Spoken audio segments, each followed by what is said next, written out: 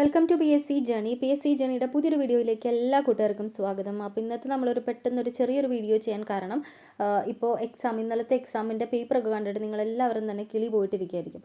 അപ്പോൾ അതുകൊണ്ട് തന്നെ ഇന്നലെ എക്സാം എഴുതിയ ഒരാളുകളെ സംബന്ധിച്ച് അവരെക്കാളും കൂടുതൽ 13-ാം തീയതി എക്സാം എഴുതാൻ പോകുന്നവരായിരിക്കും ഇപ്പോൾ ഏറ്റവും കൂടുതൽ ടെൻഷൻ അടിച്ചിരിക്കുന്നുണ്ടാവുക.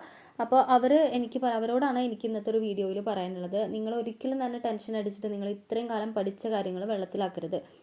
എന്തായാലും നിങ്ങളുടെ പേപ്പർ തയ്യാറായി കഴിഞ്ഞു അല്ലേ, ക്വസ്റ്റ്യൻ പേപ്പർ തയ്യാറായി കഴിഞ്ഞു. തീർച്ചയായിട്ടും ഇന്നലെ നടന്ന ഒരു എക്സാമിൻ്റെ അതേ പാറ്റേണും അതേ റേഞ്ചും പുലർത്തുന്ന ഒരു ക്വസ്റ്റ്യൻ പേപ്പർ തന്നെയായിരിക്കും 13-ാം തീയതി ഉണ്ടായിരിക്കുക. അപ്പോൾ നിങ്ങൾ ആദ്യം തന്നെ മനസ്സിലാക്കേണ്ടത് നിങ്ങൾക്ക് അത് ടഫാണ്. ആ ഒരു പേപ്പർ നിങ്ങൾക്ക് ടഫാണ്. ഇന്നലത്തെ ഒരു പേപ്പർ ടഫാണ് എങ്കിൽ അത് എല്ലാവർക്കും തന്നെ ടഫായിട്ടുള്ള ഒരു പേപ്പറായിരുന്നു. ഇപ്പോൾ ഭൂരിഭാഗം എല്ലാ ഗ്രൂപ്പുകളിലും എല്ലാ വാട്സപ്പും ടെലഗ്രാമിലൊക്കെ പോയി നോക്കിയാൽ നിങ്ങൾക്ക് കാണാം എല്ലാവരും തന്നെ എന്താണ് വളരെ ടഫ് എന്ന് തന്നെയായിരിക്കും പറയുന്നുണ്ടായിരിക്കുക.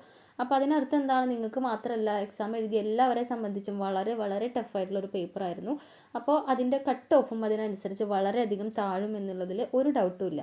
അപ്പോൾ പിന്നെ എന്തിനാണ് നിങ്ങൾ ടെൻഷൻ അടിച്ചിട്ട് നിങ്ങൾക്ക് അറിയാവുന്നത് കൂടെ നിങ്ങൾ കൊളാക്കരുത്.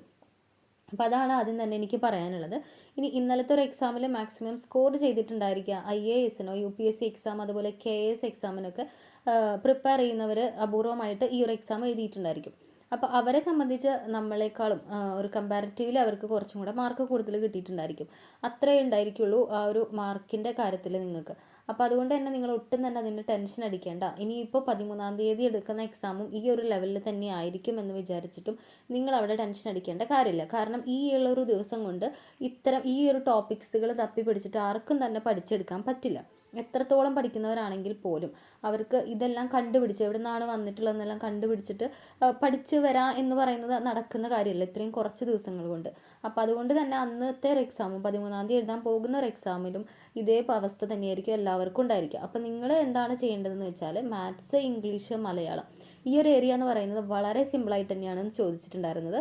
ഇതിൽ നിന്ന് മാക്സിമം ആൻസറുകൾ നിങ്ങൾ ശരിയാക്കാൻ ശ്രമിക്കുക എന്നുള്ളതാണ്. എത്രത്തോളം ഫുൾ മാർക്ക് മേടിക്കാൻ പറ്റുകയാണെങ്കിൽ അത്രയും എളുപ്പത്തിൽ അത് മേടിക്കുക എന്നാണ് നിങ്ങൾ ഇനി ചെയ്യേണ്ടത്.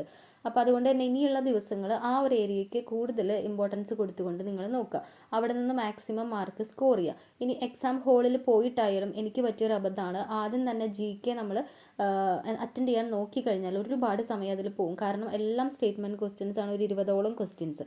അപ്പോൾ അതെല്ലാം വായിച്ചു വരുമ്പോൾ തീർച്ചയായിട്ടും നമുക്ക് വളരെയധികം സമയനഷ്ടം ഉണ്ടാവും.